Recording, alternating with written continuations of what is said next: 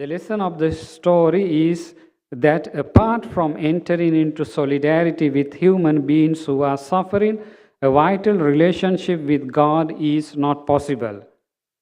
The commandment to love God and neighbor can also be found in Matthew 22:35-40, when an expert in the law poses this question to Jesus: "Teacher, which is the greatest commandment in the law?" Jesus replies, "Love the Lord your God with all your heart and with all your soul and with all your mind. This is the first and the greatest commandment. And the second is like it: love your neighbor as yourself. All the law and prophets hang on these two commandments." With this question, some Pharisees were trying to trap Jesus by challenging his understanding of the Torah. Jesus answers by quoting the entire precept concerning love of God as given in the book of Deuteronomy, and insists that this is the greatest and first commandment. None of the Pharisees could object to this statement because they were bound to observe it daily.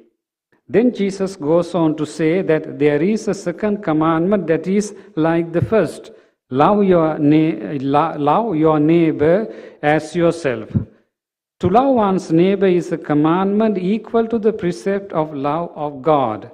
Love is one, but it has two distinct objects: God and fellow human beings.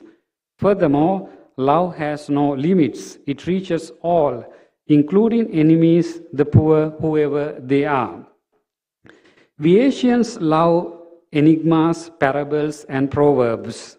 St. Luke, author of another account of the life and the ministry of Jesus, uses the parable of the Good Samaritan to explain the double commandment of love of God and neighbor. Responding to the question, "Who is my neighbor?" Jesus tells a story about a good Samaritan. The background to this story is the fierce and long-standing hatred between Jews and Samaritans. In the story, Jesus told, a Jew on his way to Jerusalem to Jericho was attacked by robbers who stripped and beat him. A priest and a Levite, a ritual caretaker of the temple, passed by without helping him. But a Samaritan stopped, cared for him, and then took him to an inn and paid for his lodging. At the end of the parable, Jesus put a question to the expert of the law: "Which of these three do you think proved to be a neighbor to the man who fell among the robbers?" He said, "The one who showed him mercy." And Jesus said to him, "Go and do likewise." The listeners would have been scandalized to hear that the hero of Jesus' story was a Samaritan. Jesus taught that enemies could prove to be neighbors and that compassion has no boundaries. In Fratelli Tutti, Pope Francis describes the encounter of the Samaritan and the wounded man abandoned on the road to show how fraternal world is created. The Pope compares the action of the Good Samaritan with our lifestyle and invites us to do some soul searching. First, we are constantly tempted to ignore others, especially the weak.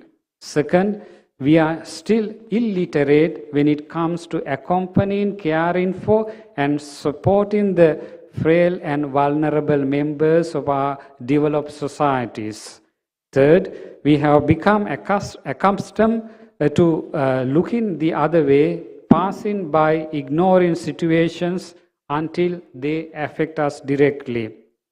Fourth, he says that these are symptoms of a sick society, a society that seeks prosperity but turns its back on suffering. Pope Francis then invites us to imitate the example of the Good Samaritan, pointing out that first, the parable eloquently presents the basic decisions we need to make in order to rebuild our wounded world. Any other decision would make us either one of the robbers or one of those who walk by without showing compassion for the suffering of the wounded. Second, a community can be built by men and women who identify with the vulnerability of others and acts as neighbor. Third, we were created for the fulfillment that can only be found in love. Fourth, the decision to include or exclude those lying wounded along the roadside can serve as a criterion of judging every economic, political, social, and religious projects. Fifth, all of us are or have been like each of the characters in the parable. All of us have in ourselves something of the wounded man, something of the robber, something of the passers-by, and something of the Good Samaritan.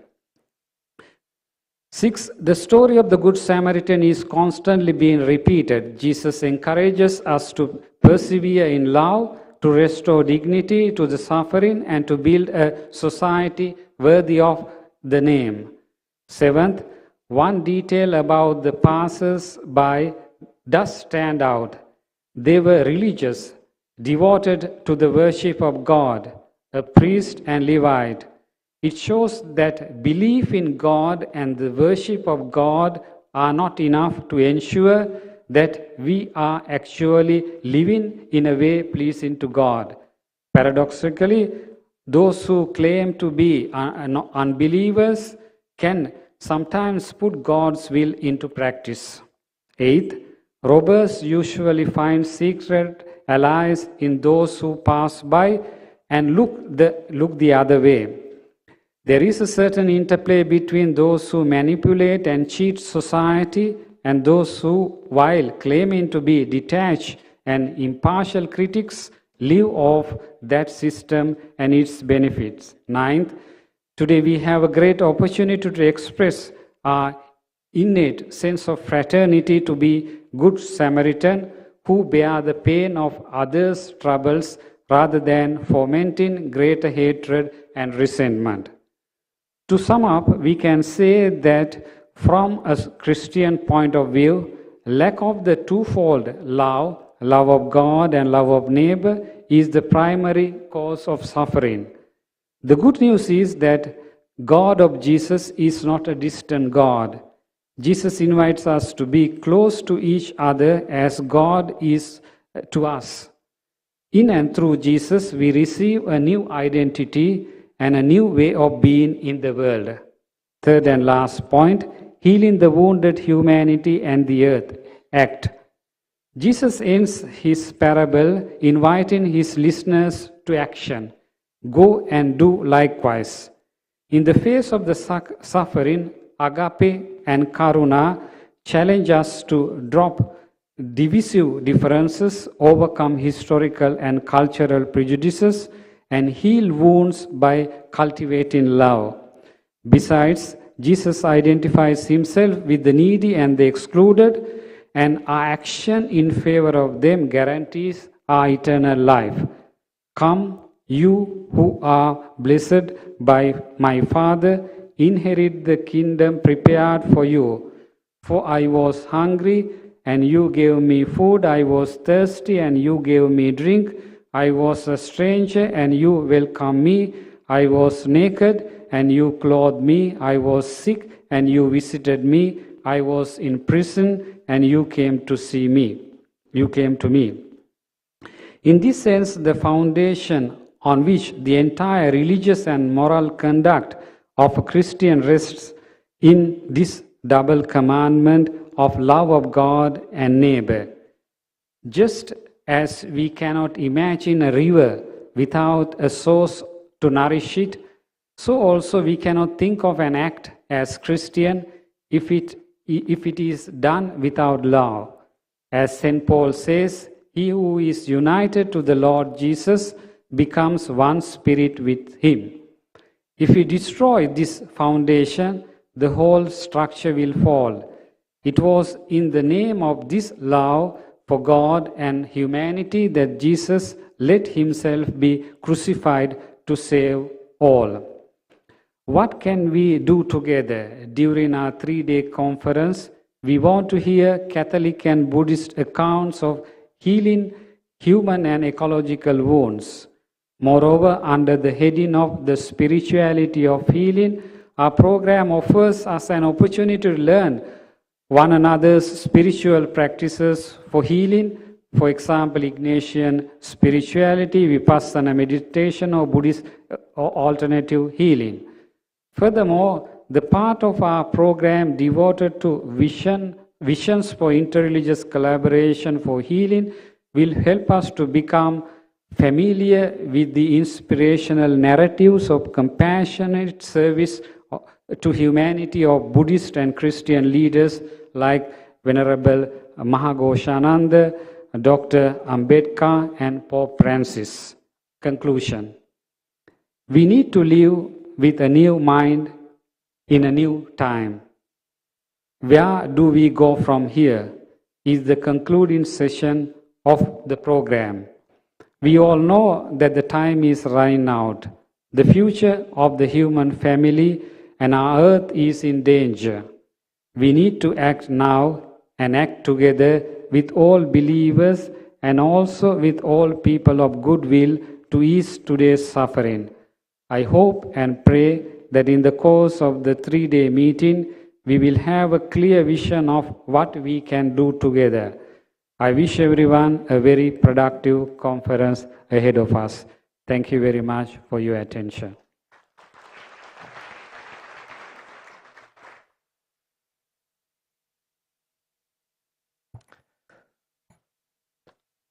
That is Agape for Healing Awounded, Humanity and the Earth by Monsieur Antonin J. Gaudi Towago.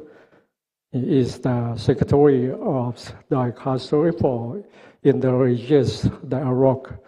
So, and we still have another 4 addresses. So I would like to invite Reverend Father Beyond Janaka Fernando, and second one, Reverend Munehiro Niwano. And third, I would like to invite His Excellency Michael Tin and Venerable Chang Chu to go on stage. We are going to be on stage to continue addresses. I would like to invite the Reverend Father Beyond Janaka Fernando.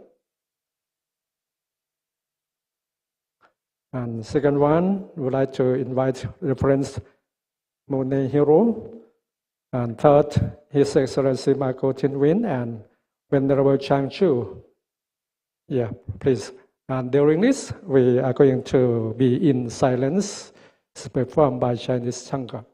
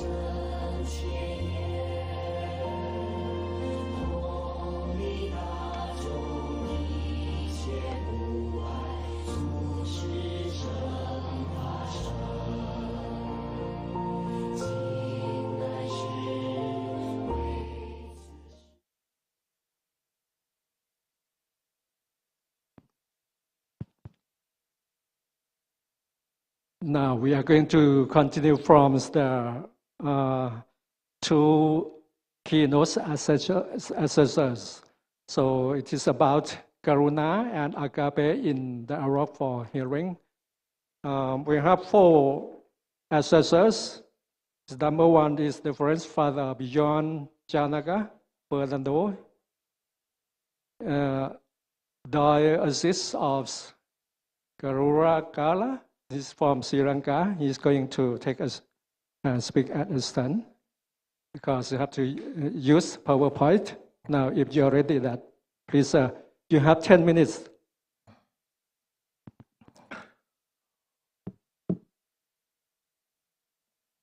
Good afternoon to you all, Your Excellencies,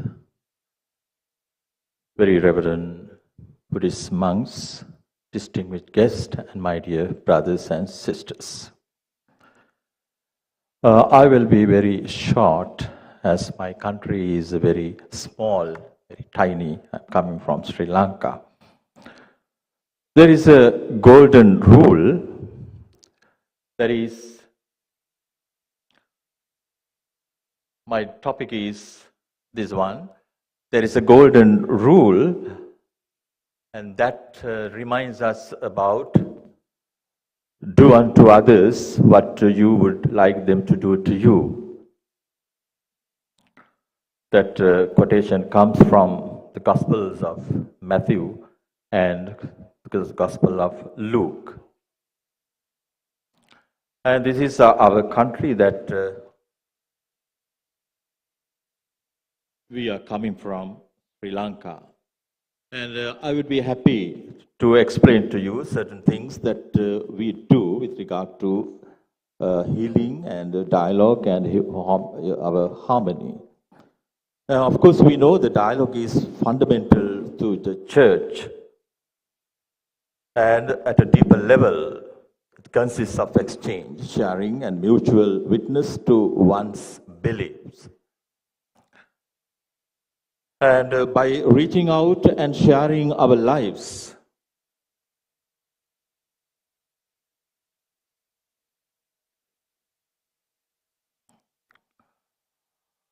our joys and our sorrows, our travails and anguish with our fellow beings, we will enrich our pastoral mission, affirming the active presence of the Holy Spirit in the church. And as we are coming from Sri Lanka, we have a population of around 22 million people, and among them we have a Buddhist percentage of 69.3, Hindus 13% 6, Islamics 9% 8, and Catholics and Christians 7% 3.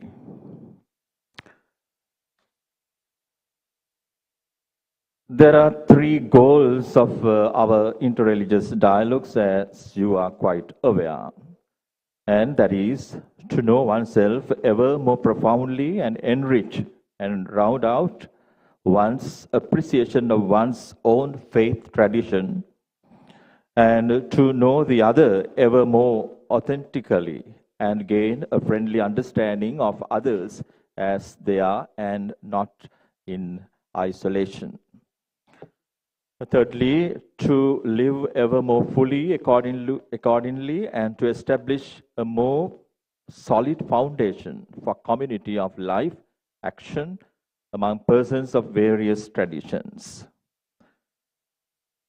And we are quite aware that we as religious groups, we need to respond to burning issues of our times. First of all, we have to discover the convergences of various religions as common responsive forces for justice, peace, and development. Secondly, to bring out the praxis of various levels of interreligious dialogue down to the grassroots. And thirdly, to respond effectively to religious freedom and human rights. And fourthly, to address the humanitarian crisis of massive displacement of peoples And we are quite aware of the past war we had in Sri Lanka. There was a lot of displacements of the Tamil-speaking people, and they were still looking for their beloved ones. And the response from the part of the government is not so positive. And also, economically, our country is at a loss situation right now. Yesterday, we heard there was the budget presented by the president, but still the budget is not in a position to respond to the needs of the people, but it may respond to their own needs. And also the displacement, we are quite aware what is happening in Israel right now and how the people are suffering, having no place to go and having lost what they had. And we have to explore viable solutions to the new slavery of migrant workers. As common groups, we have to dialogue on the status of treatment of women and understood by different religions and provide positive approaches towards gender sensitivity and equality. And finally, to address effectively the ambivalent values of cultural globalization, the gradual and subtle penetration of secularism as a global culture into Asian societies. Of course, our dealing with other religions, our church and all the commissions are very much interested and very positive in understanding and working with other religions. It is the work of the church to promote harmony and love among people and between nations. Of course, we understand very well the concepts of other religions as they are present effectively in our countries, in our country. Buddhism, Hinduism, Islam, and Christianity and Catholicism. And we know Buddhist philosophy acknowledges the fundamental differences in changing grief. We know that they point out the ways in which one can attain complete freedom through pious meditation or attain absolute enlightenment through one's own efforts. As we work with them, we have very good understanding, and we have to plan certain responsibilities as interreligious body. And one of our responsibilities is to try to live cooperatively with the people who live together as friendly neighbors, sharing the joys and sorrows as well as life's problems. And my dear friends, we are quite aware that more than on an official level, our ordinary people live in harmony with all the sharing, cooperation in their day-to-day lives. In a time like this, when Buddhists, Hindus, Muslims, etc., all sections of the population have been subjected to the challenges of living in a broken world, we must enrich our pastoral mission strongly, affirming the active presence of the Holy Spirit as a church. And then it is very necessary for us Catholics to take the initial steps as witnesses of God, taking the basic unity of the beginning and destiny of the human race as a sign of the church. And next, in our times, for us, dialogue in Asia may have forwarded us or directed us certain efforts, very especially in South Asian countries.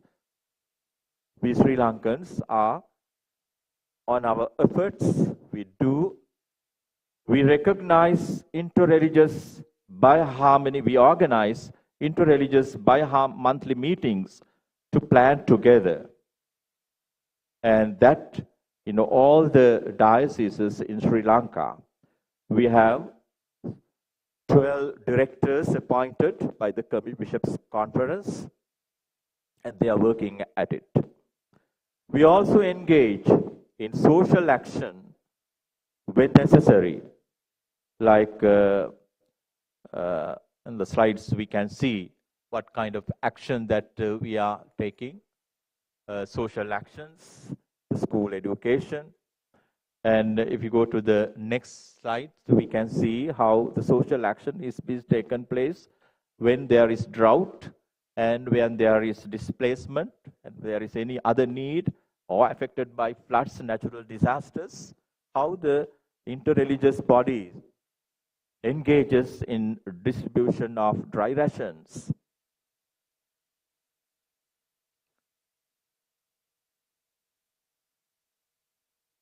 So no matter what the religion they belong, we always come together and we work hand in hand in distribution of dry rations.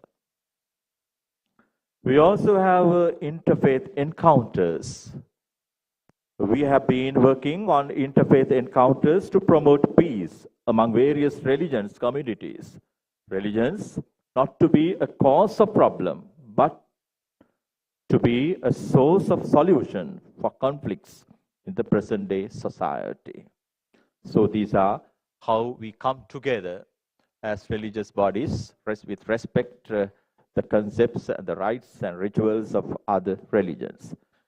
And also the slide underneath will show the promotion of respecting other faiths in Sunday schools, because we have been introducing various practical activities as projects to be executed in Sunday schools. We understand the importance of children to understand how to respect the people of other religious leaders or ordinary people. Because one day children will take up the baton from us. Therefore, we organize sessions for children so that they live in harmony more than us. They will be instruments of peace and harmony. They will not experience divisions. Excuse me, sir, you have 3 minutes more. Hatred or wounded hearts. And Sri Lankan constitution, of course, they say they give priority to Buddhism and also they respect the freedom of other religions.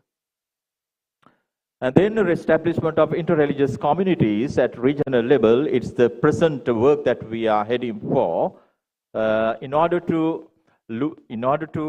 broaden the understanding of the religious bodies in local level. We have introduced interreligious committees in low grassroots level. And also we become the bridge builders or peace building process, because we have to understand the importance of everyone involved in it. We also have exposure visits to the north and east. We also have blood donation camps to organize by interreligious participants. And also we had organized several meetings with the people affected in the north during the wartime, and this lady speaks about how they were looked after well when they came to south, and this lady explains how the crowd was looked after when they went to northern east side. So on the other hand, we have certain outcomes of all these projects, and we learn languages, and we are able to speak and write in other languages, and we have training to civil servants on language, and respect for all religions, and discovering the cultural values of other religions, and to build harmony and respect others. Also, we have certain challenges from the part of the government, of course, and they sometimes make use the religious leaders for their own glory. And when the election comes, maybe provincial, maybe general, maybe presidential, and they all try to make use the religious leaders. So those are the challenges, and we need to remove and overcome all these challenges, and we have to work into harmony. And this slide shows, now there is the celebration of 200th year of the Indian workers who came from India to Sri Lanka for tea cultivations, but still they have not been recognized as full citizens of Sri Lanka. This Buddhist monk speaks appealing to do justice for these people. Next. Thank you very much, Reverend Father Beyond Janaka Fernando, Diocese of Karuna from Sri Lanka, is talking about Catholics' testimonies of religious hearing of the Buddhist humanity, golden rules of all religions. Do unto others what you would like them do to you. And next one, I would like to invite Reverend Munehiro Niwano. He's the chairperson of the Niwano Peace Foundation. He's from Japan. He's going to talk about Christian and Buddhist models of hearings. Yeah, if you're ready, please. For 10 minutes. Yeah, please. Good afternoon. The word hearing in the theme of this colloquium reminds me of both the Anglican Father Michael Lasplay's Hearing of Memories workshop and the reflective sharing called Hoza, that is practiced by the global Buddhist lay movement Rishoko Sekai. In this paper, I will discuss Christian and Buddhist models of hearing and show how both offer space for hearing. Father Lapsley is the recipient of the 39th Niwano Peace Prize in 2022 and is a member of the Society of the Sacred Mission. In 1973, he arrived at Durban, South Africa, and began to advocate for the rights of local Black people who were shot, detained, and tortured under apartheid. In 1990, 3 months after Nelson Mandela's release from prison, Father Lapsley lost his hands and the sight in his right eye as a result of receiving a letter bomb. This incident was the catalyst that transformed him from a freedom fighter into a healer. In 1998, he founded the Institute for Healing of Memories in Cape Town. The Institute offers the Healing of Memories workshop, which provides a safe platform for people to speak about their painful past, oftentimes something they have never discussed in their entire lives. Today, this workshop is offered in multiple countries because it is an effective healing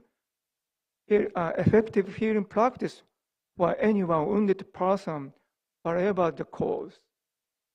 Each workshop takes 2.5 days. On the first day of the workshop, participants are asked to observe with strict confidentiality and to listen respectfully to one another without criticism or given advice. They also watch a short play called an emotional trigger that invites them to recognize their pain from the past. On the second day, they tell their stories and share their feelings by drawing pictures. They began to tell their stories with a focus not so much on what they think about what happened to them, but on what they feel about it. Father Lapsley called it positive vomiting. This process helps participants attain a sense of relief and find hope and meaning on their lives. On the third day, participants are encouraged to shift focus from their past to the future. This starts with molding a peace symbol out of clay, which they incorporate into a liturgy of celebration that they also create, and which aims to open a path to their future. The final part of the workshop is a presentation of the participants' peace symbols. Gathering in a circle, each participant places a lit candle in their peace symbol and explains the symbol's meaning. Father Lapsley says, healing the leaving behind the poison of the past and reclaiming the ability once again to build and shape the world. While Father Lapsley is an Anglican priest, he does not present a Christian-style workshop because he believes that all faith traditions have goals to mine in relation to journeys of healing and wholeness. According to Father Lapsley, the purpose of the workshop is as follows. We hope that while people may come with heavy burdens, they leave feeling freer than when he arrived and move from being an object of history to becoming an agent of history once again. At the 39th Human Peace Prize ceremony, honorary president of Human Peace Foundation and president of Rishoko Sekai, Reverend Nichiko Niwano, made an address and stated that he was all the most deeply impressed by Father Lapsley's accomplishments. According to Reverend Niwano, the Healing of the Memories workshop reminded him of one of the core Buddhist practices of Rishoko Sekai called Hoza, which is a form of reflective group sharing. We can find a prototype of this practice in dialogues between the founder of Buddhism, Shakyamuni, and suffering people. Hoza has been the life and the soul of Rishoko Sekai since the foundation of the movement in 1938. As Reverend Niwano explains, at Hoza session, from 7 or 8 people to a dozen or more form a circle sitting with a facilitator.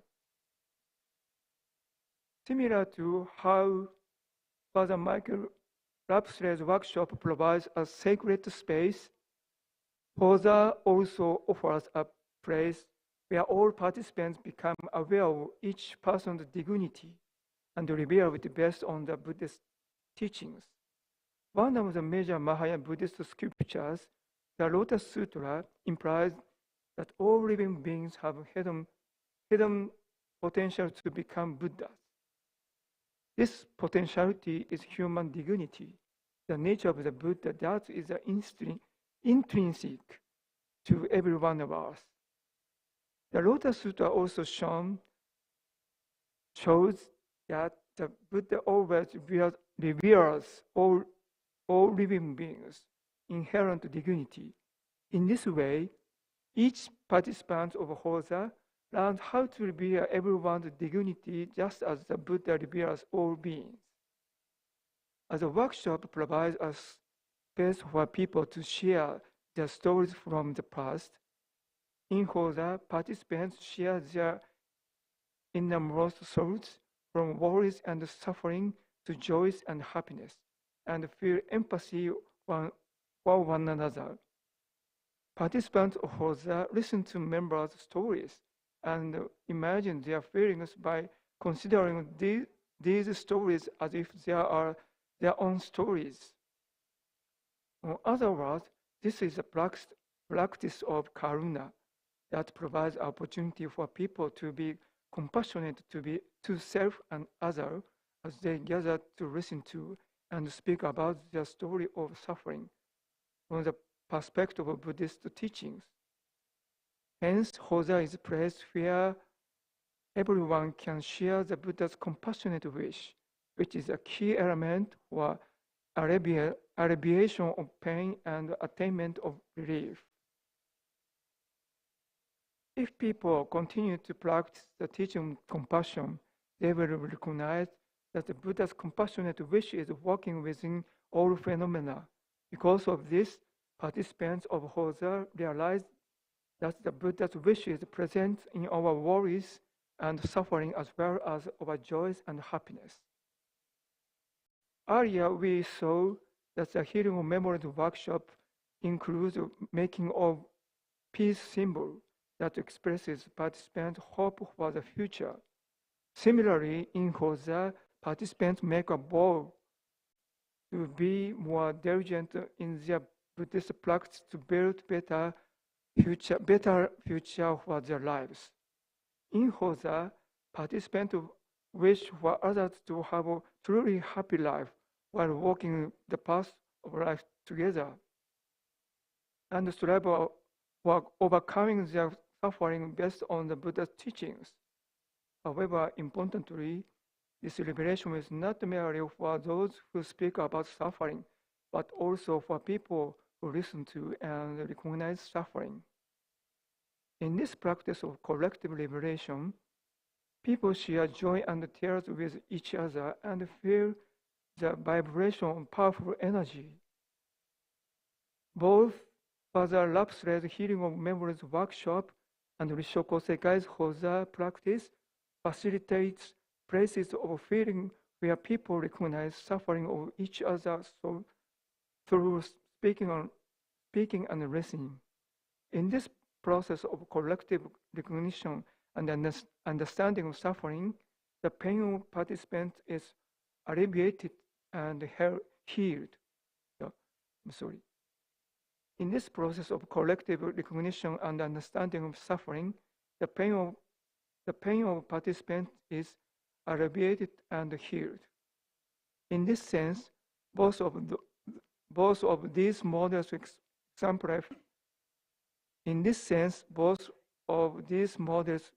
exemplify a practice of Karuna for wounded humanity. In conclusion, after comparing the Healing of Memories workshop and Hosa, I believe it is crucial for Buddhists and indeed individuals of all faiths to become compassionate facilitators who can create a safe space for others to share their untold stories of suffering. Thank you very much. Thank you very much. Reverend Monehiro Niwano is talk about Christian and Buddhist models of hearings with special reference to Father Michael, Rhapsody Fathers of the Institute for Hearings of Memories in South Africa for 10 minutes. And next one, I would like to invite His Excellency Michael Tinwin, Bishop of Burundi. He's going to talk about Catholic testimonies of caring for the earth for 10 minutes. He's from Myanmar. Now he's ready. Yeah, please, sir.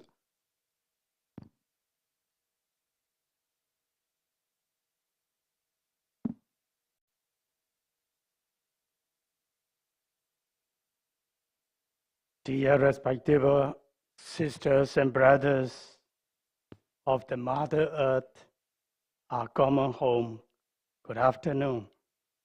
My presentation will be on a Catholic testimony of caring for the earth. Sometimes in 2015, I was awakened by a report of UN's Food and Agriculture Organization. The report describes as since 1990, Myanmar has lost more than 546,000 hectares of forest on average each year. Almost 2% of the country's forest cover, based on 2010 levels, has been lost each year over the last 5 years. The chunk of forest lost annually is about the size of ASEAN country Brunei. According to many climate model predictions, Myanmar is one of the most climate disaster-prone nations. In the UN risk models, Myanmar tops the chart as the most vulnerable to climate change. Pope Francis' 2015 encyclical Laudato Si on care for our common home certainly raised our awareness about the environment and has motivated us to look at ways to protect creation. We need to be better stewards of our common home and through living simply and working together help to repair the damage already done in our country.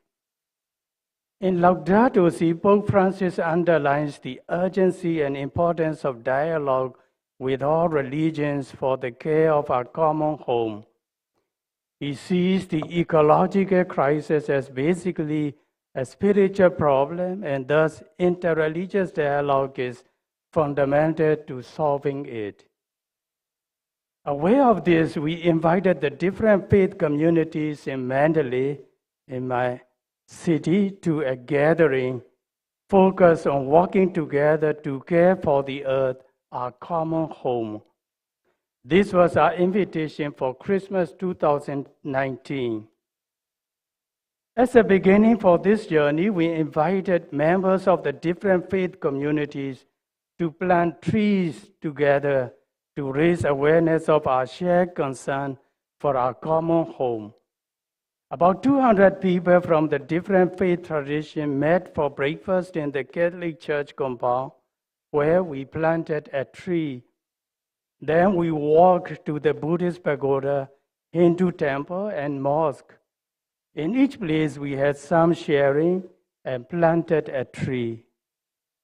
We ended in a nearby tea house where the sharing continued.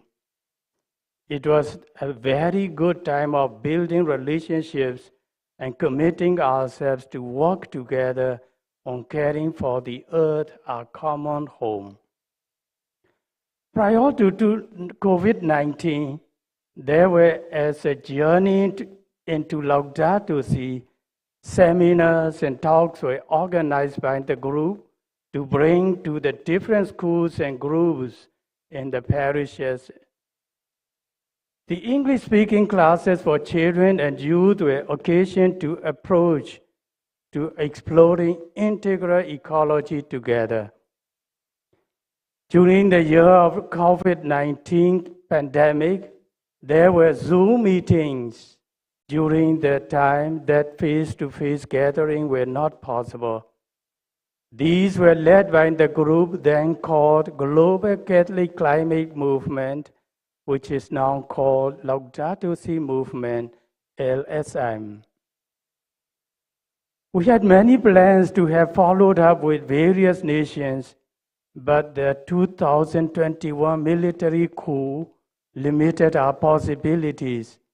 But at the same time, with a new reality, new ways emerges. In the situation of displacement, many people in Myanmar are searching for a home, a place to be and live.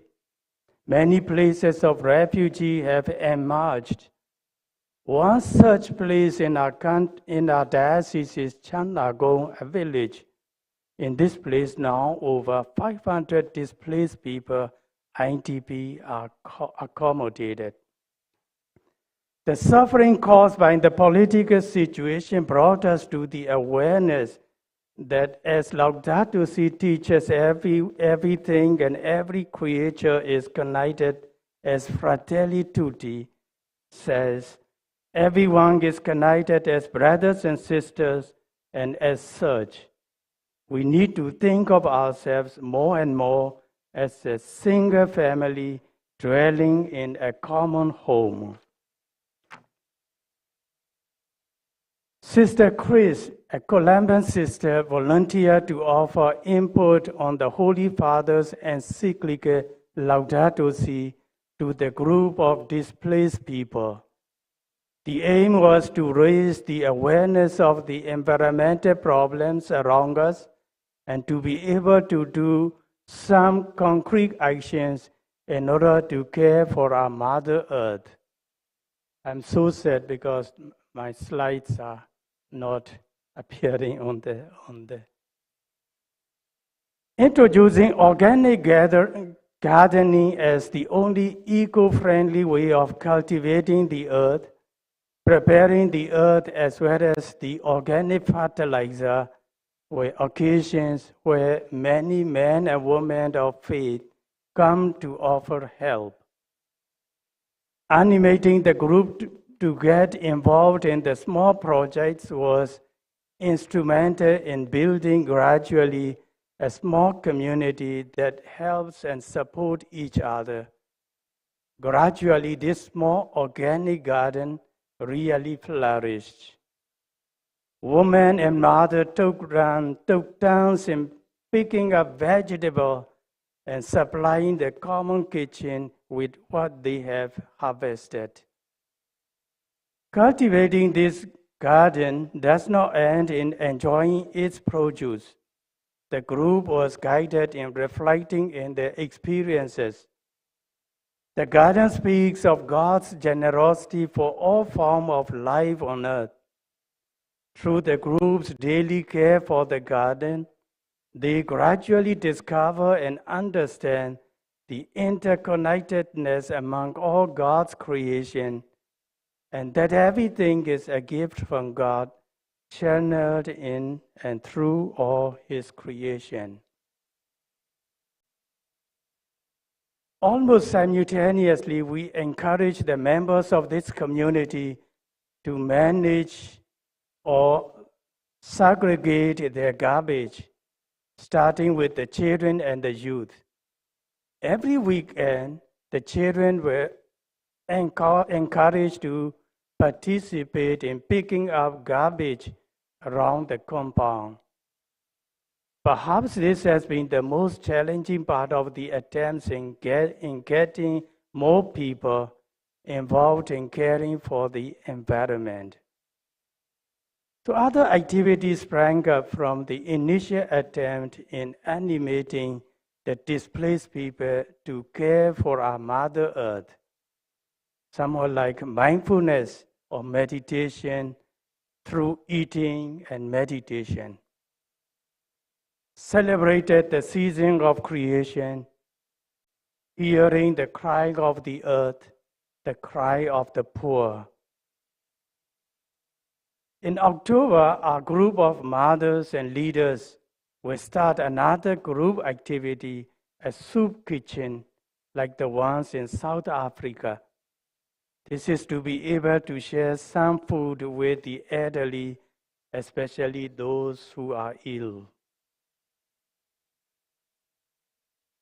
So all these experiences, this small group learns the true spirit of solidarity within the community, while at the same time discovering more of themselves and of God, the creator of us all, recognizing that we cannot live independent of God, of one another, and we cannot live independent of all His creation. This is the end of a Catholic testimony of caring for the earth in Myanmar. Thank you. Thank you very much. Your Excellency Michael Chinwin, Bishops of Rwanda. Let's talk about Catholics' testimonies of caring for the earth. Thank you very much. And the last addressers of session 1 is Venerable Changju, Dramadram Mountain, DDM. Is going to talk about an innovative approach to burial methods and vulnerable regions in contemporary Chan Buddhism, exemplary practices of the Dramadram Mountain. Now you have 10 minutes. Yeah, please. Thank you. Respectable fathers and sisters, reverends and venerables, it is my honor to be able to be here to present to you the efforts of Dramadram Mountain in caring for the earth from a different perspective, which is the innovative methods of the funeral rituals and the burial services. Can I have the slide, presentation, please.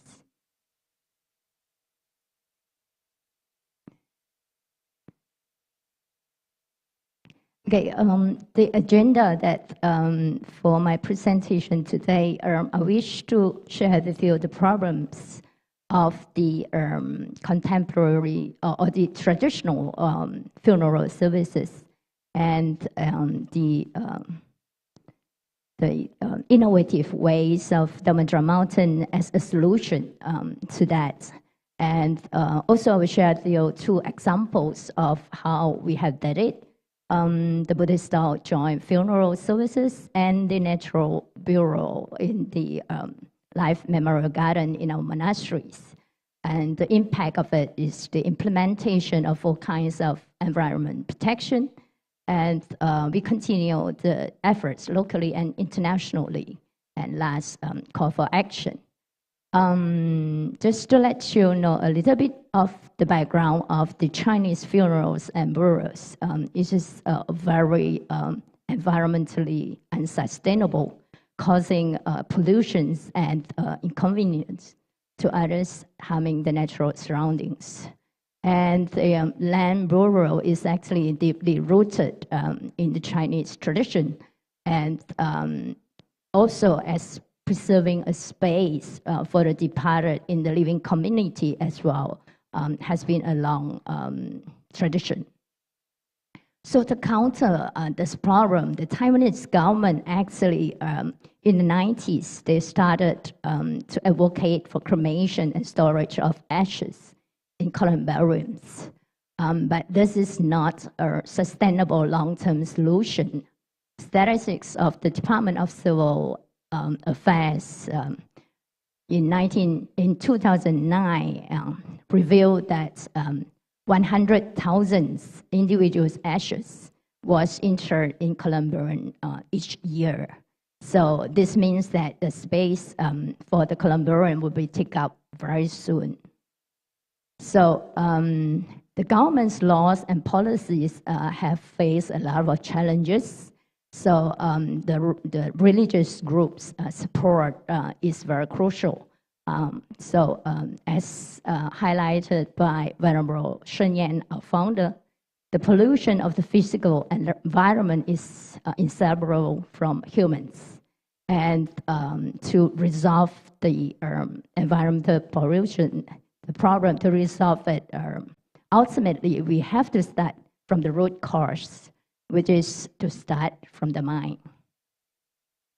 So the innovative way of Dhammadra Mountain as a solution is that the first through education. So we have to set the right mindset for the public, refraining from wasting resources and causing inconvenience to others. And since year 1994, we have committed to shifting the traditional funeral and burials to the more environmentally sustainable and meaningful practices. So that's all based on the principle of spiritual protection, spiritual environmental protection. So to show you the examples how we have did it. The first is that the Buddhist-style joint funeral. So August 1994, in cooperation with the Taipei City Center, we hosted the Buddhist-style joint funeral. So we have done it for 10 years. So when the city's council can do it independently, we diverted the resources for other projects. So presently, the Council of Taipei City and New Taipei City actually do it on a weekly basis. And other cities, Taoyuan, Taichung, and Kaohsiung, has also hosting the joint memorial services for the public. And in April 21st, 2017, Taipei City held the first Christian and Catholic joint memorial service. And recently, July 25th, we was invited by the Taipei City Council to lead the first Buddhist joint blessings and cremation ceremony. This is to address another tradition of the Chinese in choosing an auspicious day for the funeral. So that's also causing a lot of wastage. So this is how we set up for the joint funerals. So second example will be the natural burial in the life memorial garden in our monastery. So we donated a plot of land to establish the burial site. So, but then we take on the responsibility of the management and maintenance of the garden. So, it was officially opened in November 2007. In 2009, our founder, Master Shen Yan, actually teach by example. So he has chosen this garden to be his final resting place. And this facility is actually accessible to people of all nations, ethnic groups, irrespective of their religious belief, and there is no charge for use. So to give you an idea of how is it, the top part is where the memorial garden is, and there is a path around the memorial garden. So after the ceremony, people can just walk around in remembrance for the departed. So this is a photo of people getting up to the garden for the burial. So people, the family members will be witnessing the burial. So what is on the center, on the right, where you see a group of people on the lawn, they are actually doing the burial where others are witnessing it. So it started with a silent prayer, then the burial service. So this is how we did it. The ashes will be divided into 3 bags. So, and there's 3 groups of family members will come out for the whole process. The first person will put in the ashes to the holes that we have done. And the second person will put in a flower with the blessings. And the third person will put in 2 scoops of soil with the blessings. So to give you an idea of how, what is the achievement of that, we started in year 2007. And our founder was buried in 2009. So there is a sharp increasement in 2009 because of he led by example. So in 2016, you see another increase again. That's because after 2009, there's this 6 months waiting time for the burial. So we decided to increase the number of burial from 2 a day to 4 a day. So in 2016, it increases almost double of what it was previously. So by religion, this is apart from Buddhists, there are others, people of religious. So the impact of it on the environmental protection. So this actually protected the 4 environments. The first one, as emphasized, is the spiritual environmental protection. So it broke through the myth about death. So knowing that the death is actually a natural process. And also death is not the end of life because the wisdom life is eternal. And we break the attachment to the body, okay? So I'll run through very fast. So this is sharing of the people that who attended the ceremonies. And social environmental protection as well.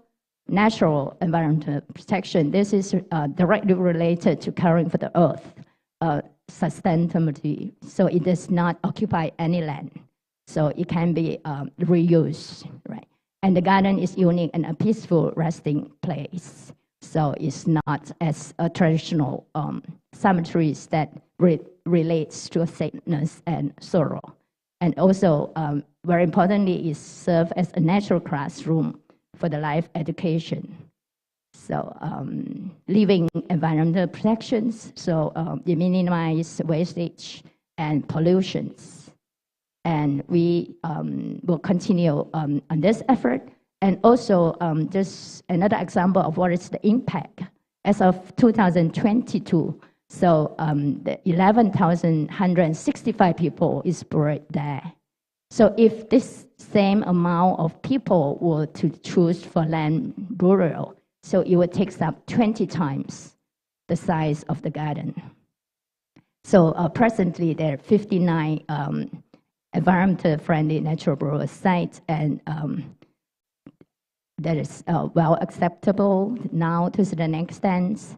So lastly, what we can do and what we have done is very limited. So we hope that this serves as a model for natural burials and are a source of inspiration for us to join all our efforts and create a better living environment for future generations. Thank you very much. Thank you very much, Venerable Changchu. So that's all in session 1 on the main topic, Karuna and Agape in the hour for healing. So from 4 assessors that you can make conclusion that Karuna and Agape in Christianity and Buddhism, I think this similar in practice. So this session is moderated by me, Assistant Professor Dr. Metapan Poti Theorarut, Vice Dean of the Faculty of Humanities of mahachulalongkornrajavidyalaya University. I just would like to thank you, my 4 assessors, Reverend Father Ijon Janaga Fernando. Thank you very much. Reverend Moon Hiro Niwano. Thank you very much, Your Excellency Marco Chinwin. And thank you very much, Venerable Changchu. Thank you very much. And all of us would like to stop here. And now we are going to the session 2. Thank you very much. Thank you. Thank you very much for Dr. Metapan Poti Theorarut. How are you? I think you still more energy to go on, continue with another session, with the session 2, with the cries of the wounded humanity and the earth. So may I invite Reverend Sister Maria de Giorgi from Japan to be our moderator on the stage.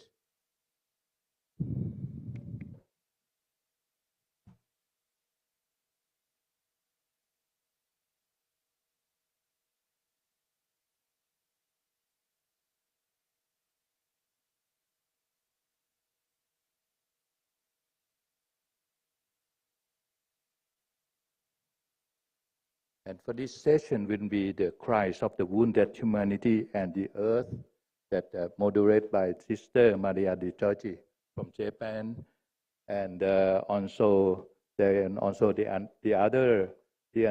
other 5 speakers that will be represent the cries of the wounded humanity and the earth. Okay.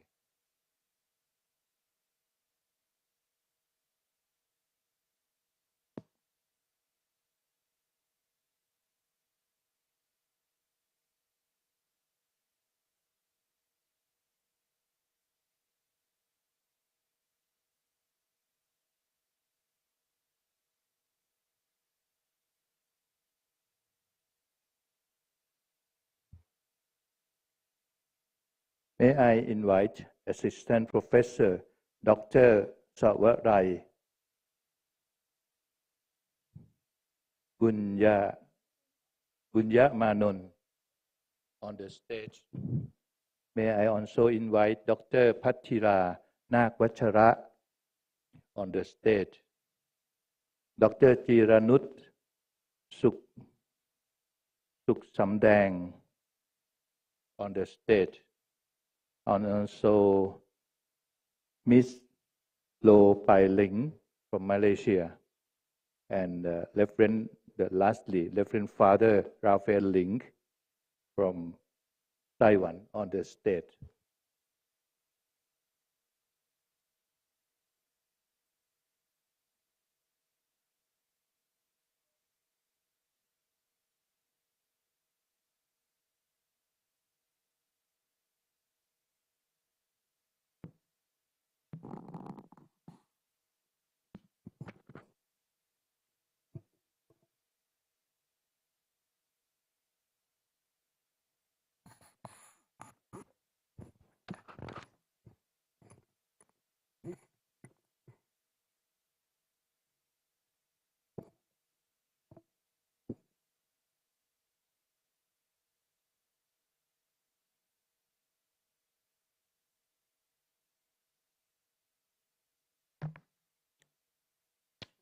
We are looking for Reverend Father Raphael Link.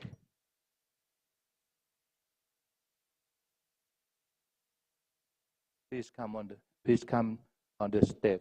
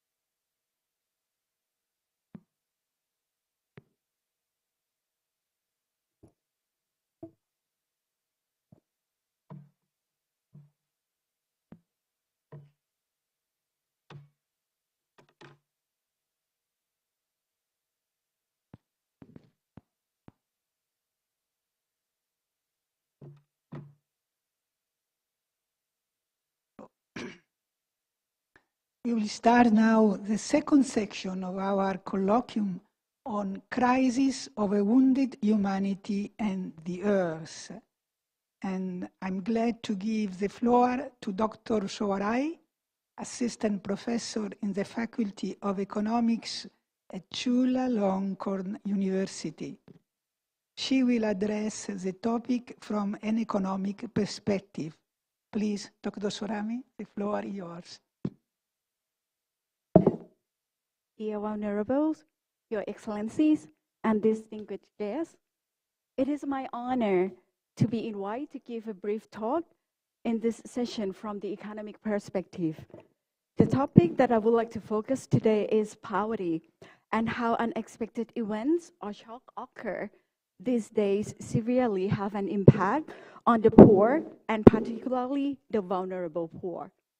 Okay. So let us start by understanding what poverty means. According to the World Development Report in 2000, poverty is defined as unacceptable deprivation in well-being.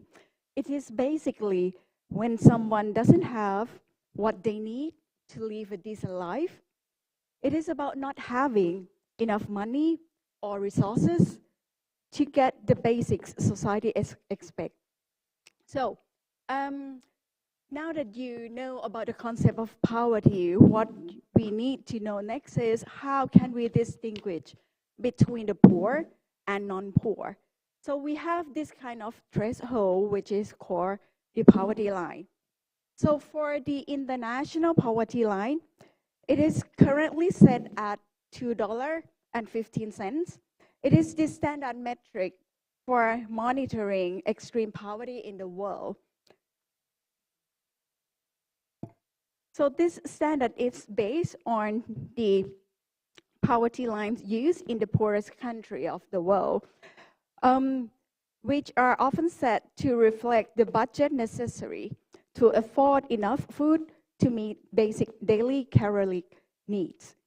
So that means if an individual live on less than $2.15 a day, they are counted as living in extreme poverty.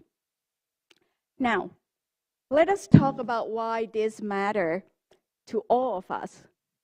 Poverty isn't just a distant issue, right? It affects everyone.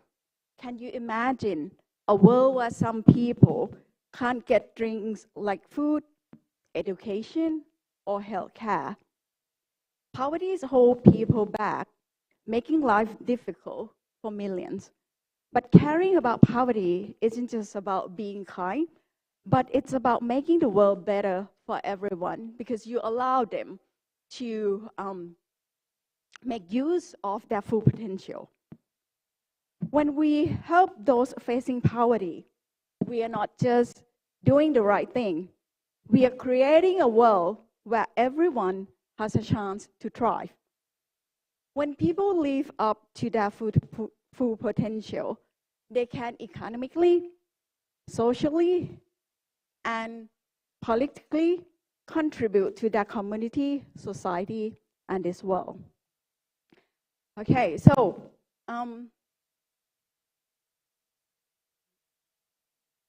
go back to the previous slide, please. The previous one.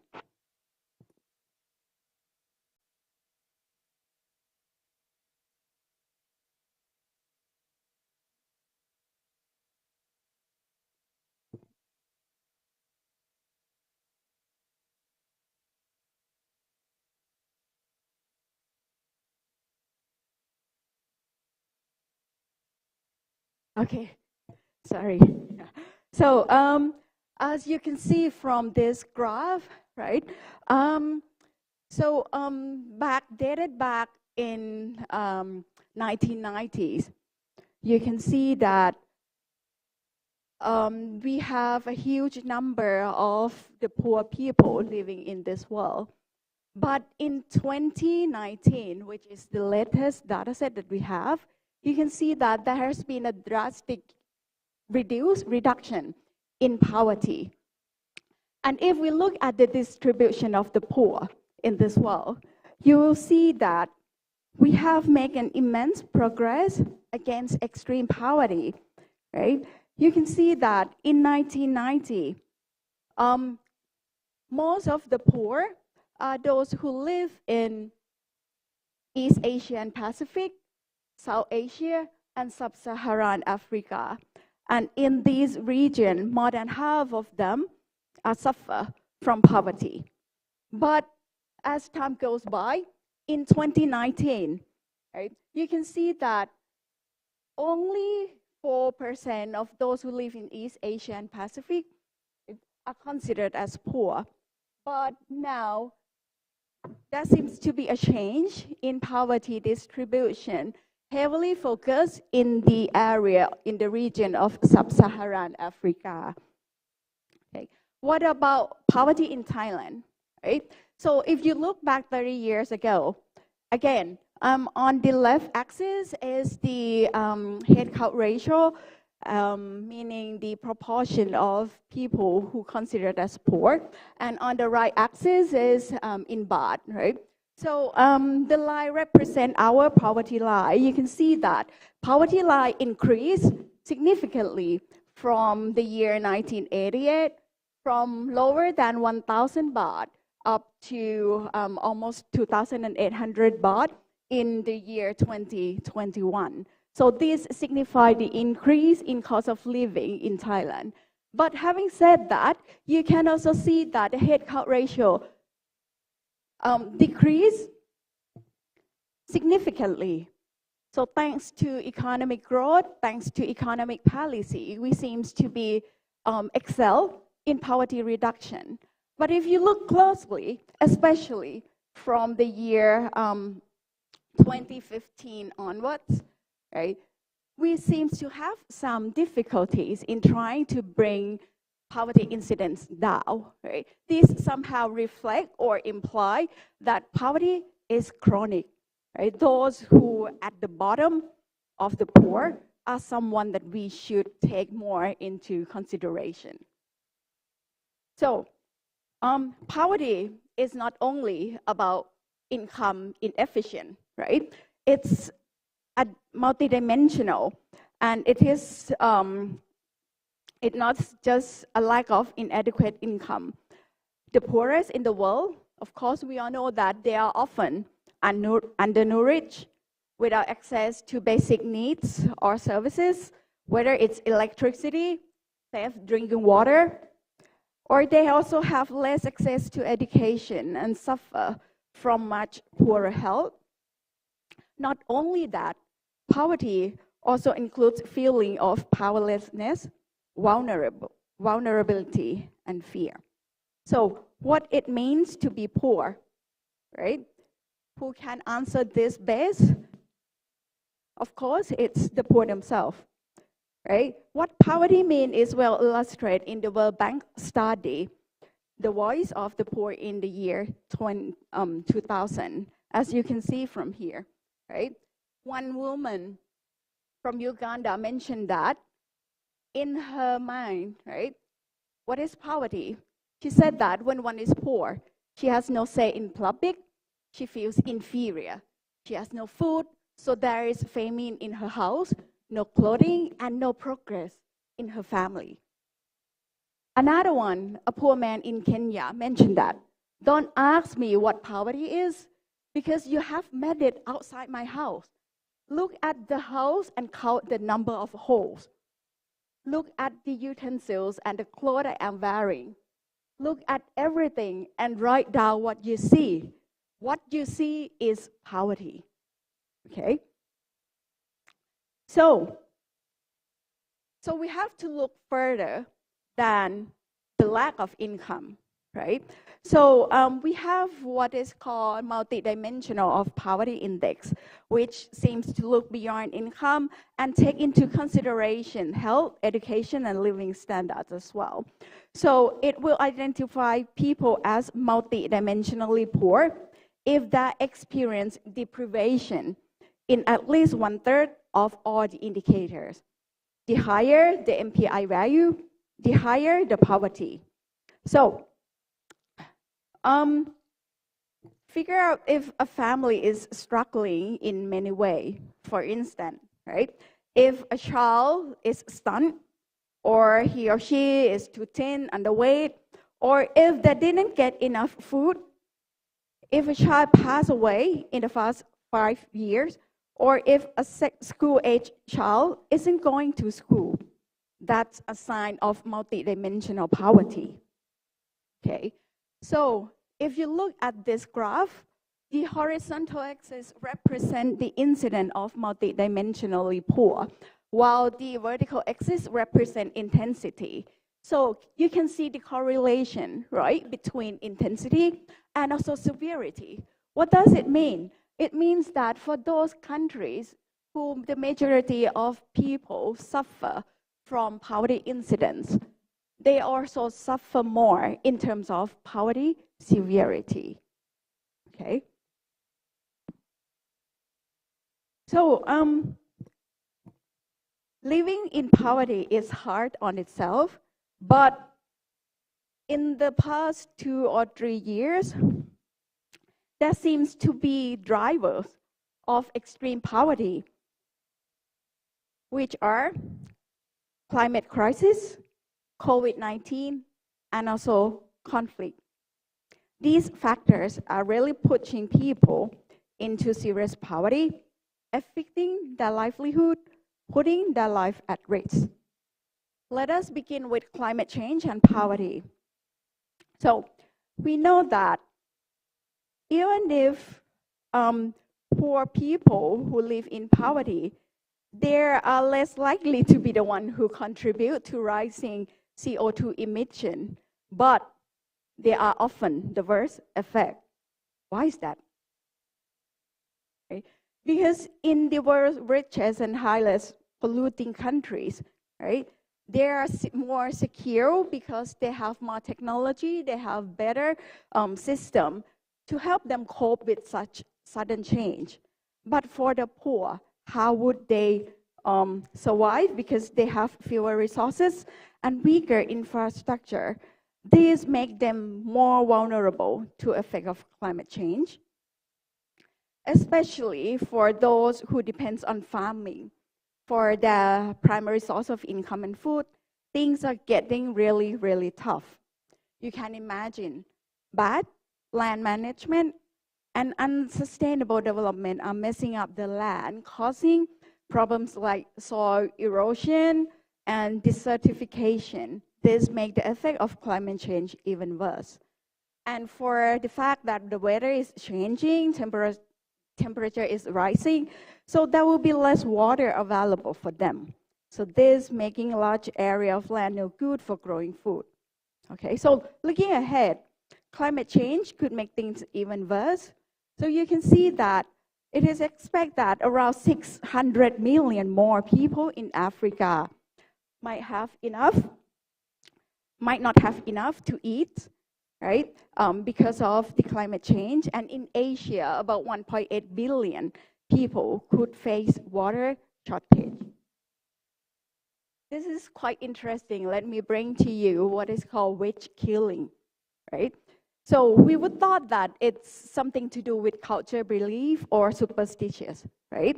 And according to ShanghaiDaily.com, in August recently, 2017, 80 women accused of being witch killed each month in Tanzania. And altogether, we can see that in the past 2 decades, more than thousands of elderly Tanzanian women have been strangled, knifed to death, and burned alive, and accused as being a witch. So how would this relate it to poverty, right? So there is a researcher called Miguel trying to test the theory of why this killing occur, okay? I would just jump to the result. It is found that the shock that leads to lower income, okay, because of that seems to be extreme rainfall, and these have a negative effect on the products, crops, result in more witch murder, while disease epidemics lead neither to lower income nor to witch murder. So that's mean witch killing somehow related with a drop in income. Okay, so it might be, you know, an excuse of getting lower mouth to feed. Okay, and who would be suffer? Of course, again, it will be vulnerable group of people such as elderly, women, and children. What about COVID-19? I will go through this quickly. Yeah, you can see from the graph that here, because of COVID, this will be the very first time where we experience an increase in poverty incidence, right? From like for these 2 decades, and because of food price impact on the poor, and also the war, Russian-Ukraine war, as well. So this number can be higher. Okay, so you can see that even if pandemic like COVID seems to affect us all, but for the poorest of the poor, they seem to be affected most. What about conflict and poverty? Okay, you can see here the correlation between poverty incidence and those countries that are considered as worst conflict zone, like Afghanistan, Central African Republic, Congo. Yeah, these are the countries where they have conflict going on, and it results in a very high poverty incidence in those countries. Okay, and for here, we have a study from the IMF in the International Monetary Fund mentioned that because of the war in UK,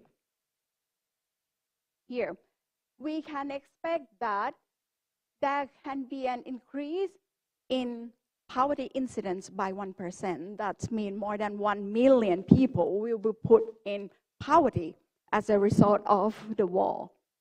Okay? And this is because higher price and also remittance. Okay? You have to understand that people in those areas, whether it's Kaiser, Georgian, Uzbekistan, Armenia, the huge part of their GDP is actually contributed by remittance, especially remittance from Russia. So what would happen if the war has been going on in Russia? So this would have an impact on the amount of remittance that they send back to their home country. And that means the living standard of those who are left behind might be even lower. Okay, so let me just end here, right? Addressing poverty requires a holistic approach. It is just not about income. It's about health, education, and living standard. So let us collaboratively strive to create a world where everyone, fueled by the compassion of Karuna and the selfless love of Agape, has the opportunity to thrive. Thank you very much for your attention.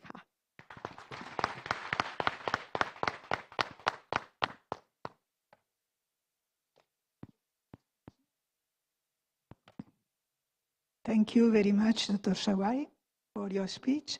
And now we give the floor to Dr. Padera, Assistant Professor at Institute of Human Rights and Peace Studies at Mahidol University. And she will address the topic from a political perspective. Please, the floor is yours.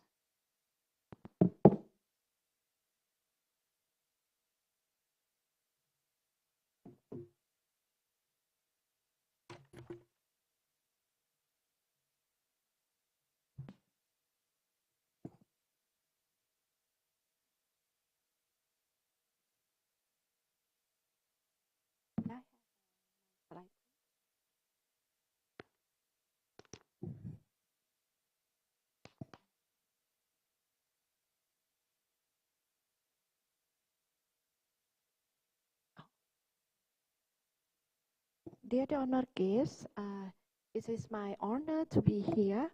I feel like I have a special blessing from God. Thank God for every single breath in this world. A million thanks go to Father Suwat Leung Saat, who gave me a chance to share my thought. And my name is Pattira Nakurairat. I came from Institute of Human Rights and Peace Study at Mahidol University. And I am a founder of the Interfaith Party for Peace that work for the peace in the deep south of Thailand. Today I'm going to share you a cry of a wound, humanity and the earth, voices for the voiceless, from human rights and peace perspective. I enlarge my topic from the Songyo Monument and the 7th Buddhist Martyr Monument of Songkhon. However, those two sides of memory are in my presentation today. And first of all, I would like to invite all of you to ask yourself a reflexive question. Have you ever witnessed the silent suffering of a human around you who is unjustly restrained even though they have committed nothing wrong? If your answer is yes, thanks be to the God giving you a sense of human being to see others suffering. If not, it is so sad, but it is not your fault, because there are a lot of human beings who have never seen of it. From peace perspective, perpetual peace for all mankind cannot truly be achieved if humanity continue to discriminate against each other. All human rights violation is violence which destroys peace.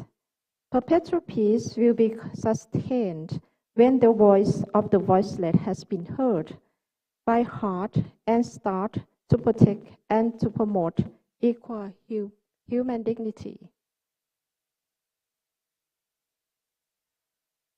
From Human Rights Watch to 2022, Tirana stated that the obvious conclusion to draw from the retaliation of human rights crisis in 2022 from Russia President Vladimir Putin's deliberate attacks on civilians in Ukraine and Xi Jinping open-air prison for the Uyghur in China, to the Taliban's putting millions of Afghans at risk of starvation is that unchecked authoritarian power leaves behind a sea of human suffering. But 2022 also revealed a fundamental shift in power in the world that opened the way for all concerned government to push back against these abuses of protecting and strengthening the global human rights system, especially when the action of major power falls short or are problematic. Throughout our history, human rights violation has been repeated because of carelessness to learn from the past. These four cases might be the example. First, please look at the figure of Ukraine.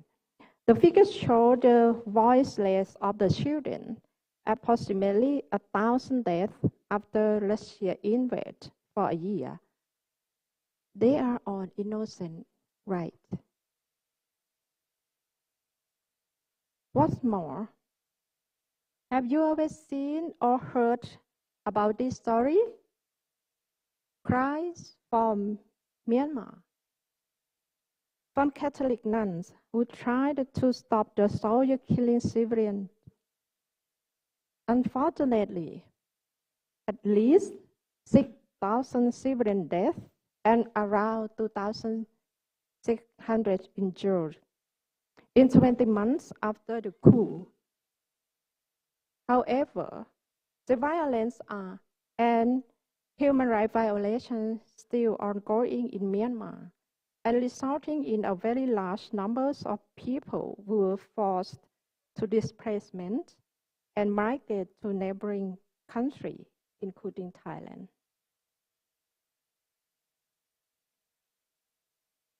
Why in Israel and Palestine, especially in Gaza, when Prime Minister Netanyahu vowed to whip off Hamas, resulted in a huge number of children casualties. Cries from Palestine, voices from the voiceless, the innocent children were not being heard. If you look at the left-hand side, it happened in 2013 with silent screaming. And on the right-hand side, it happened in 2023. Only 25 days, we lost at least 3,600 children in Palestine.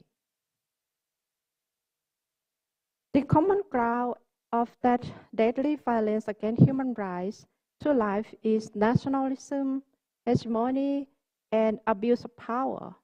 This idea leads to divided social politics by the us and the them, by whatever elements such as political ideology, ethnicity, religious, and so on, and which group you belong to.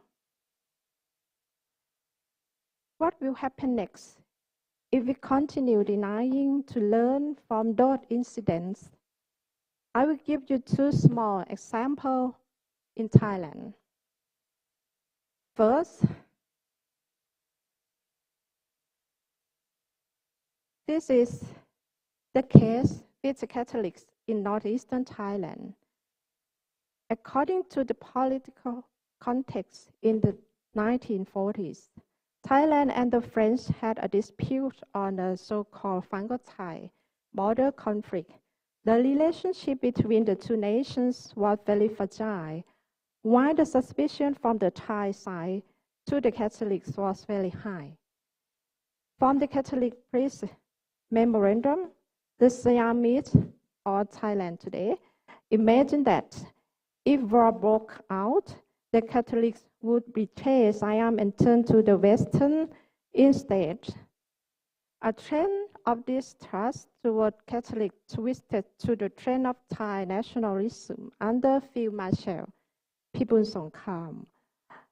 who aim to create unity in the nation with a policy of nationalism or Thainess.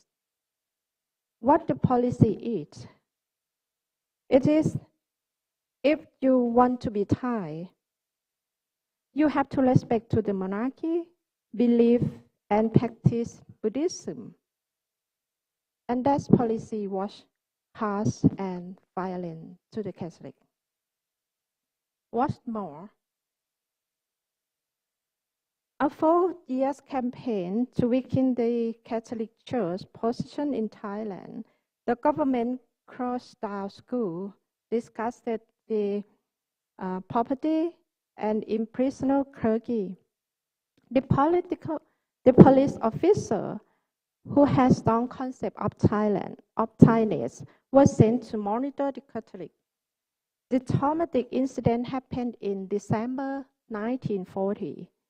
First beaten to teacher Si Fong, the first Mathai, and later 6 braces Mathais. The youngest Mathai were 14 to 15 years old, and most of them were women. Let's move to the south of Thailand. In 2023 marked the 7th anniversary of the violent incident that occurred in Dusongyor, Narathiwat provinces. This event involved a clash between the police and the Malay Muslim residents in Dusongyor, resulting in the loss of 30 police officers and 400 Muslims. And the Muslims there were excused as rebellion. In 2019, Banpot did a research and heard the voice from the Dusongyor people. They expressed that we are not comfortable hearing the story about our ancestors in such a way they are being accused as the rebellion. They wanted a correction of a state narrative for rebellion to self-defender. And what's more, again, in April 2004, it happened again in a Muslim community. What and how should we do in a big challenge to the world democracy where we live in, with only 8% of world population living in democratic society? Why 92% are at least? Are they voiceless? Or do we deny to hear their voices? I wish to conclude my presentation with this slide. An increasing of academic circle of exploration and reflection may potentially predict the various challenges. Why democracy is under threat, human rights and human dignity are being tempered. Justice is being questioned on a large scale.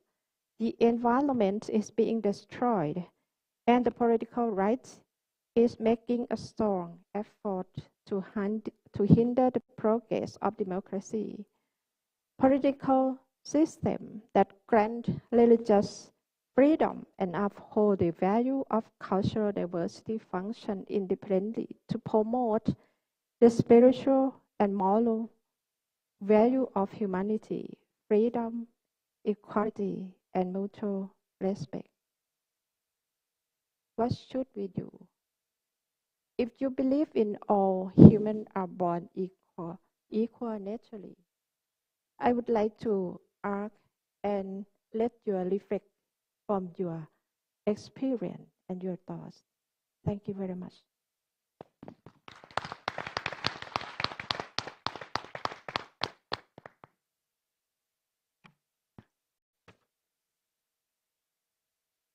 Thank you very much, Dr. Padira, for your stimulating speech.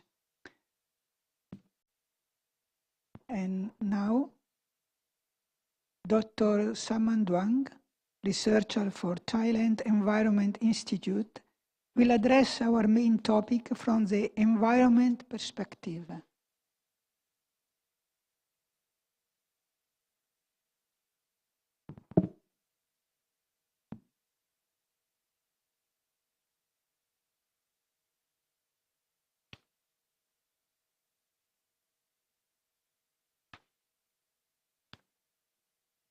Thank you very much, and very good afternoon to everyone.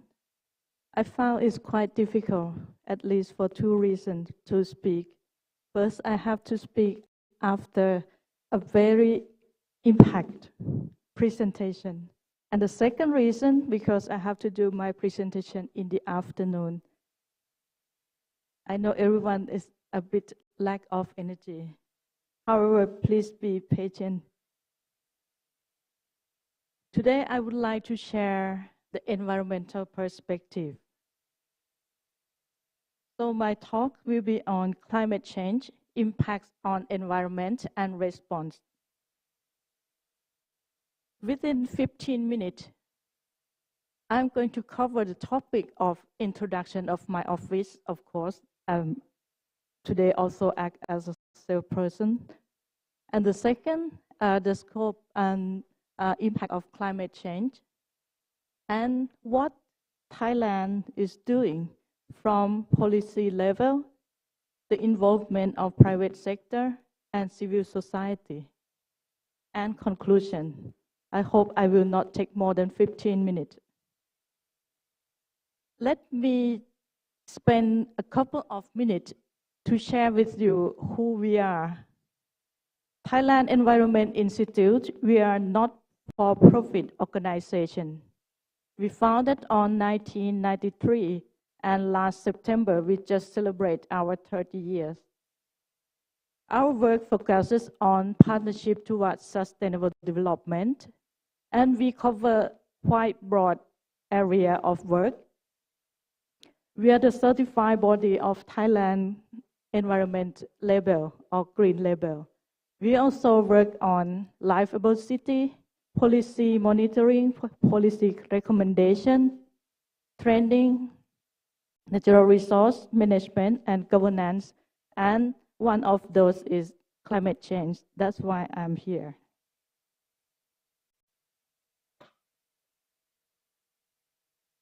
Sorry. I think everyone here, we aware quite well what is climate change. So I will not take much time for this slide.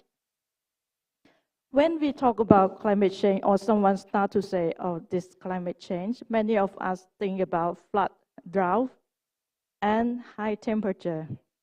But all of those are the impact of climate change. It's not climate change itself, because climate change is the term that we refer to long-term shift in temperature and weather patterns. Since 1018, human activity has been the main driver of climate change, primarily due to the burning of fossil fuel like coal, oil, and gas. The main greenhouse gas that causing climate change include carbon dioxide and methane. And the energy industry, transport, building, agriculture, and land use are among the main sectors causing climate change. Here is the broad picture of impact of climate change.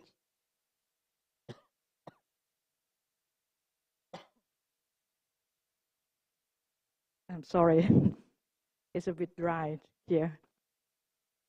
So first we see the change in the pattern and the amounts of rainfall. When we say here the pattern is a regular period of rainfall, and also the amounts of rainfall that fall into annually is different year by year. And we also see here sea level rise and change in the world temperature. So what climate change has impact on? So we see here at least 6 sectors that will definitely impact by climate change. First, we see health. So here we focus on human health because of weather change, weather condition. So it's caused infectious disease and so on. The next, agricultural sector, which is linked to our first speaker, because people in Thailand and in other countries, especially developing countries, we are quite dependent on agriculture. When climate change affects agriculture, so it means the tendency of poverty is increased, especially on small-scale farmers. And next is forest sector. Forest is regarded as the carbon stock, the largest carbon stock, but because of climate change, it has a huge impact on forests in terms of forest degradation, forest composition, and productivity. And water resource, water quality, water distribution, and also the need of using water, which lead to conflict easily. If you remember, a few years ago during the dry season, there's a lot of conflict happened among farmers in the central part of Thailand because they need to use irrigation water. And also coastal area. We face a lot of coastal erosion, coastal flood, and more experience of the government has to pay more expenses for coastal community and resource protection. And the last sector that I'm going to talk about is the living organism and natural habitat. So much, it's helped a lot. The climate change is now being contributed to biodiversity loss, which we are going to talk about in the next few slides. When we talk about the temperature increase, here is a quite famous figure. In comparison, what will happen if the world temperature increase 1.5 degrees Celsius, and if it's increased 2.2 degrees Celsius? There's a huge difference. We start with the extreme weather. 100% of people in the world will risk of flood. And if it's increased to 2 degrees Celsius, it's more like 170% will be risk of flood. And for sea level rise, 46 million people will be affected by rise of seawater by 2100. And if the temperature rise at 2 degrees Celsius, 49 million people will be affected. And talk about water availability. If the temperature increase 1.5 degrees Celsius, 350 million people will face severe drought by 2100. And if only 0.5 degrees Celsius more, 410 million people will affect. And for the species, which is the key, this is the biodiversity that I'm going to talk about. 6% of insect and 8% of plant and 4% of vertebrates will be seriously affected, or in the worst case, extinct.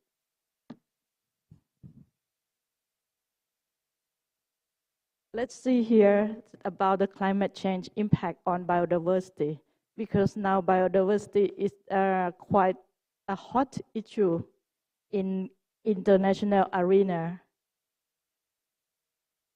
The graph, the pie graph in the left-hand side, show the number of species on the land that we just known and named them. But some of them or many of them will be extinct or disappear because climate change before we even discover or know their existence. And according to the IPCC, if the temperature rise, increased at 1.5 degree, it will hugely affect life on land. For example, 4% of mammal will losing their habitat, and 8% of mammal losing half of their habitat if the temperature increased by 2 degrees Celsius. And if 1 more degree Celsius increase, 41% of mammals will losing half of their habitat. Now, we move from the global scene to come to Thailand. What climate change impact Thailand? Thailand ranks 19 on greenhouse gas emission, or taking account only 0.88% of total greenhouse gas emission worldwide. However, although our contribution of greenhouse gas is quite small, but according to the German Watch Global Climate Risk Index in 2021, Thailand's long-term climate risk index, we ranked the number 9 in the world. It means we are quite vulnerable. The reason is a key 3 reasons, because we have a very long coastal area and we are quite flat, and also our policy is not quite in place. Although we have a lot of policy, but their implementation is different story. So I could not find my slide, but I will continue. So what the climate change impact is one more content from Thailand. If you remember, on 2011, Thailand faced a very serious flood in our history. During that time, according to the survey of the World Bank, we lost in 1.3 trillion baht from the loss of infrastructure, economic mainly, and social and everything. And also extreme drought in July 2019 is result in 9.8 million baht, according to the Economic Forecast Center of the Thai Chamber of Commerce University. And also the continuously problem that we are facing is the coastal erosion, as Thailand has a very long coastline. The coastal erosion caused over 100 billion baht loss. And now we are talking about the government policy. I listed a lot of government policy in place from the national level, such as the National Adaptation Plan or National Strategy or Climate Change Master Plan, and so on and on and on. We have our policy in place, but as I mentioned previously, from translate the policy to implementation is different story. And the government alone cannot do that. So we need more collaboration. The reason why I said that, because I'm from the civil society sector. So we need to criticize or give policy recommendation is one of our tasks. Okay, let's see what the private sector action. If any of you who sit here familiar with the private sector action, you will realize that the private sector in Thailand is quite advanced. They move faster than policy, because everything is there surviving. So they make the action in place to mitigate and adapt their business to ensure they will survive in the business arena. And what the civil society organization doing? First, as I mentioned, we monitor government policy. We create public awareness through the suitable media. We collaborate with other sectors to reduce climate change impact, and we work mainly with local communities for enhancing climate change adaptation. I would like to end by showing you just 2 samples of the activity or on-the-ground activity from a civil society. One case from the north of Thailand and the other case from the northeast of Thailand. So the first one civil society, they work with a vulnerable community in the north of Thailand in Chiang Mai. So in those areas, the problem of the climate change impact a lot of livelihood of local and small-scale farmer. So what they do here, they try to find an alternative livelihood, is to enhance climate change resilience. And they also involve business sector, because we, as a CSO, we are not good at making money. So we need someone to support us.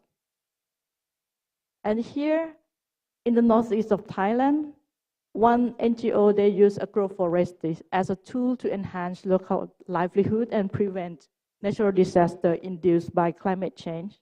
Here is a very interesting sample because they use bamboo and other indigenous plants as a source for livelihood as well as disaster prevention. I would like to conclude here that fighting climate change needs a collective actions. And we cannot wait to start. We cannot wait. We have to start from ourselves to reduce greenhouse gas emission, either by support for small farmer and low carbon products, or voice our concern to policymakers and public.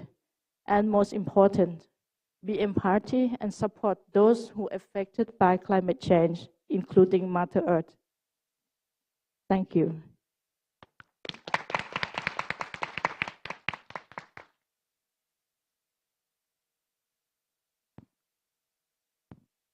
Thank you very much, Dr. Sakam Duang, for your speech, very deep and very insight.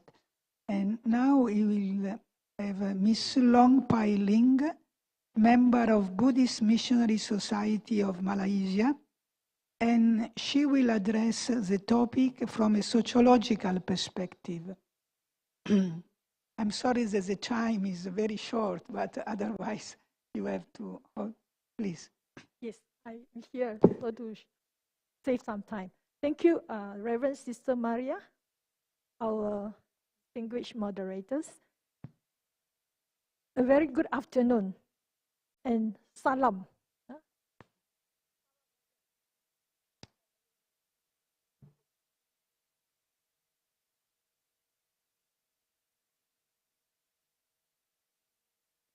I am grateful for the opportunity to present on Christ of a wounded humanity and the earth through the sociological lens, from the integration, transmission, respect, and domination dynamics.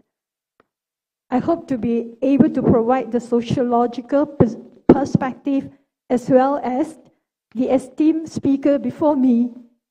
It is more challenging for me without interesting slides. Let's walk together, yeah?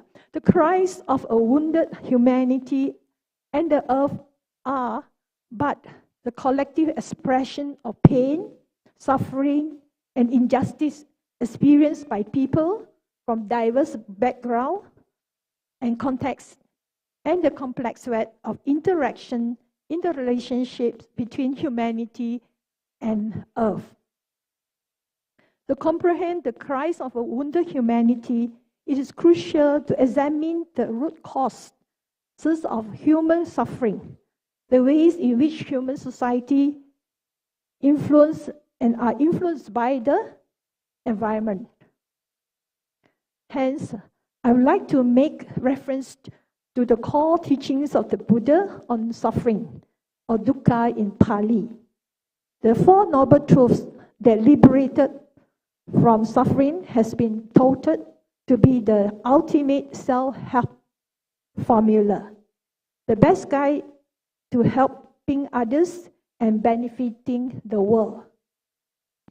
For a non-Buddhist audience, the noble truth of suffering, the cause of suffering, the end of suffering, and the way to the end of suffering can better understood in the following four simple statements.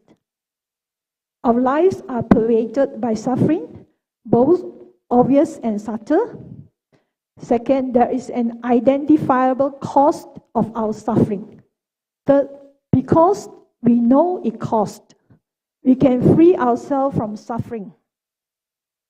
There is a specific path we can follow to end suffering, which consists of meditations, wisdom, and ethical living, or better known as the Noble Eightfold Path. Dukkha, Satya, is the first noble truth of suffering, categorizing suffering in three ways: losing what we want, getting what we don't want, and our underlying feelings of fears and unease. Dukkha is pervasive in all strata of society, from individuals to communities. From the perspective that individuals and communities are integrated into the social fabric of society, it can be deciphered how suffering of humanity pervades, and that it is interlinked and inevitably is magnified. And the lack of integration between human society and the natural world also give rise to environmental issues, from exploitation of natural resources and disruption of ecosystems. Such interconnectedness brings to forth the integration is the answer to cries of wounded humanity and Mother Nature. Thus, from a Buddhist sociological view, there is the need for a holistic and integrated approach to address the suffering of both humanity and the environment without exception to all beings. The Karuna Metta Sutta, or Discourse of Loving Kindness, delivered by the Buddha, focuses on the practices of metta or loving kindness. The universal nature of loving kindness should be practiced by cultivating boundless or unconditional love and goodwill towards all living beings without exceptions, and in the process promote harmony, peace, and goodwill in the world. I would like to highlight two verses in the Karuna Metta Sutta on unconditional love to all beings.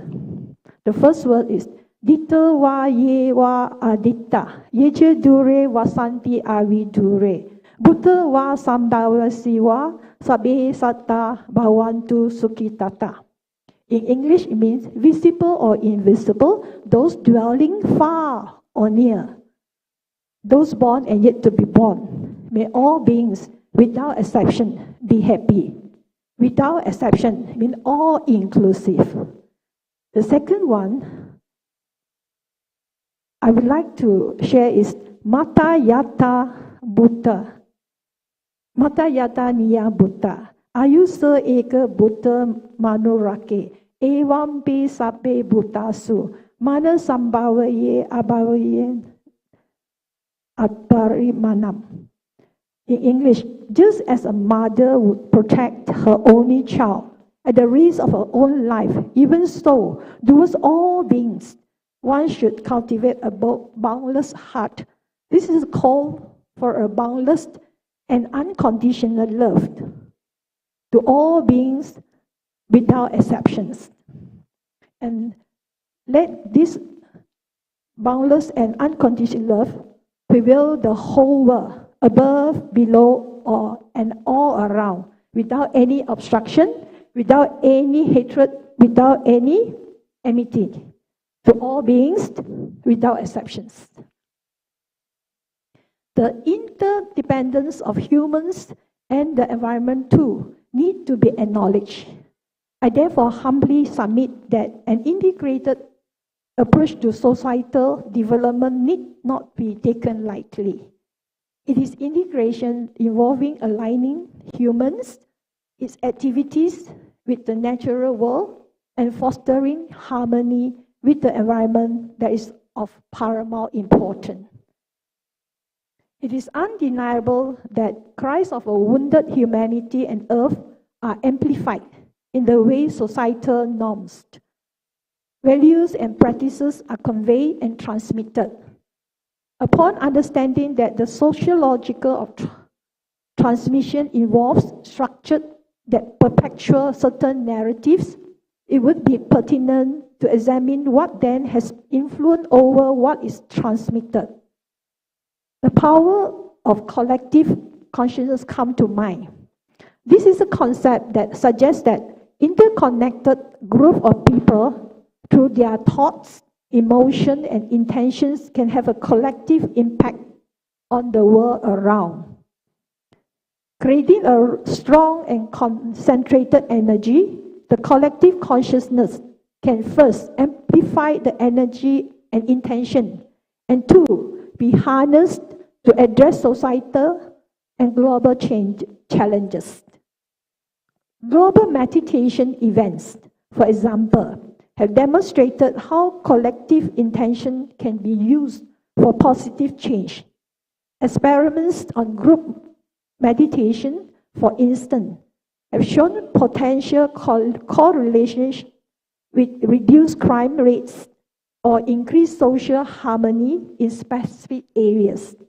I don't quote example here to save time. Hence, metta together with Karuna, which equal to Agape,